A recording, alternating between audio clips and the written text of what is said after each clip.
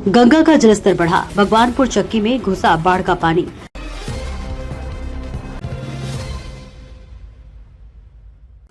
नमस्कार, स्वागत है आपका बेगूसराय न्यूज प्लेटफॉर्म में, जहां खबरें सिर्फ दिखाई नहीं जाती, सच की रोशनी में परखी जाती है। मैं हूं आपके साथ अंजना। आप जुड़े हैं उस प्लेटफॉर्म से जिसकी पहचान है तेज रफ्तार खबरें, बेखौफ सवाल और सटीक अपडेट। तो चलिए बढ़ते हैं आज की सबसे बड़ी, सबसे तेज और सबसे भरोसेमंद खबर की ओर, जो आपके शहर, आपके समाज और आपकी आवाज से जुड़ी है। सड़कों पर 1.5 से 2 फीट पानी, विसोवा जमींदारी बांध पर पहुंचने लगे लोग।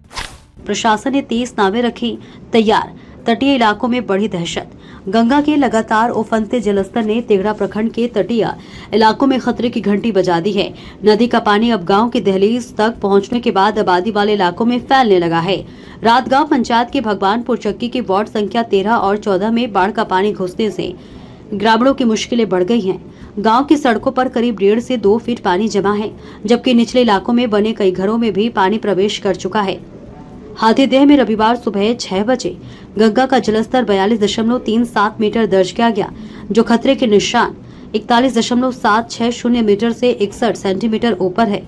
शनिवार सुबह जलस्तर 42.22 मीटर था, यानी महज 24 घंटे में गंगा के जलस्तर में 15 सेंटीमीटर की वृद्धि दर्ज की गई।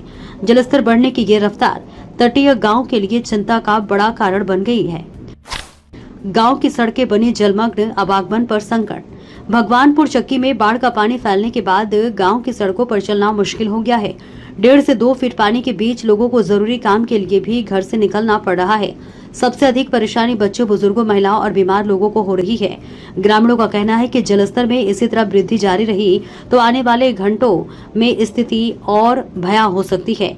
सोमवार से प्रभावित इलाकों में नाव का संचालन शुरू किए जाने की संभावना जताई जा रही है। घर छोड़ बांध पर पहुंचने लगे परिवार।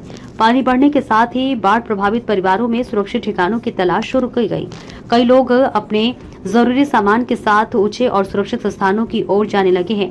कुछ प्रभावित परिवारों ने विसोवा जमींदारी बांध पर शरण लेना शुरू कर दिया है। बांध पर पहुंचे लोगों के सामने अब बिजली, पेयजल, भोजन, शौचालय और स्वास्थ्य सुविधा जैसी बुनियादी जरूरतों की चुनौती खड़ी हो सकती है।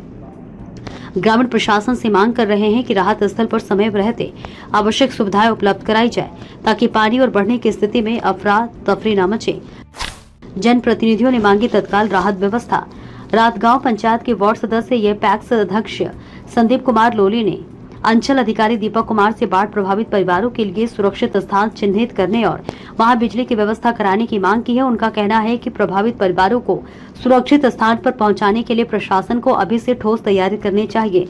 वहीं भाजपा नेता कृष्ण नंदन सिंह ने अनुमंडल पदाधिकारी नीरज कुमार सिन्हा और अंचल अधिकारी दीपक कुमार को बाढ़ से प्रभावित क्षेत्रों का तत्काल निरीक्षण कराने की मांग की है। उन्होंने प्रभावित इलाकों में अविलंब नाव उपलब्ध कराने, सुरक्षित स्थान चिन्हित करने तथा राहत स्थलों पर बिजली, पेयजल और स्वास्थ्य विभाग की टीम तैनात करने की मांग रखी।